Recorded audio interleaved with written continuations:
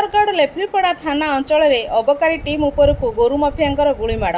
Pickup van में गंजेई चलन होता बेले खबर पाई अबकारी टीम रास्तार गाड़ी अटकैला बेले यही कांड घटी। गुलीमाड़ू अधिकारी मैंने अल्पके बर्ती जाइथिबा बेले अबकारी कर्मचारी जाउथबा बोलर गाड़ी बोनेट्रे गुली बाजी कणा हो जाइछि। परे टीम सेमानकु गोड़ाई गोड़ाई जनकु धरिछंती। अन्य दुई जण फेरार हो जाइछंती। गोरु बोझे गाड़ी सह बंदूक जबत करा जाइछि। आज सकाळे यही घटना घटी। ओडिशा समानुवर्ती अंचल गोरु नहीं यही पिकअप गाड़ी टपरिया कुचिटेगा हेमगिरी रास्तार लेफ्रीपड़ा पटकू जाउथला। हेमगिरी अबकारी टीम चोरा महुल और गंजेई धरिबा को पेट्रोलिंग करुवा बेले गाड़ी उपरे नजर पड़िथिला।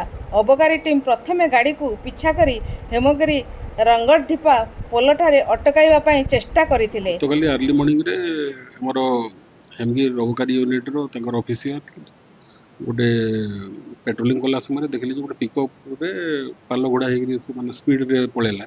तेणु से नार्कोटिक्स एदर गंजा कि अन्य किसी आइटम थी बोली से चेज करते रास्तार से साइड देलानी और स्पीड भी एस्केप करने को चेष्टा करुले। गाड़ी को 2 राउंड गुली चलते जो बोलेरो पिकअप जो मैंने थे तो गोटे गुली बाजिने आ गोटे गुलीटा बाजी बनेट्रे चेज कर सरबगढ़ डैम पाखे राउंड अप करते से जड़े सहयोगी फेरार होबार सक्षम होता जन को काबू करते ड्राइवर थे पाखर गोटे पिस्तल सीजर हो गोटे मोबाइल फोन और 2040 टंका सीज गाड़ीटी जो जांच कराला से 8टी कैटेल से मिलते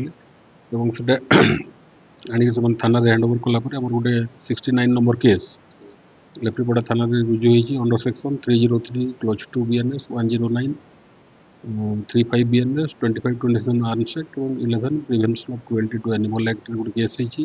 केस टी इन्वेस्टिगेशन चली जो फेरार अच्छा सहयोगी एवं ये जो चालान जो मैंने भी संपुक्त आइडेंटिफाई कर एप्रोप्रिएट लीगल एक्शन चेष्टा चली केस बर्तमान।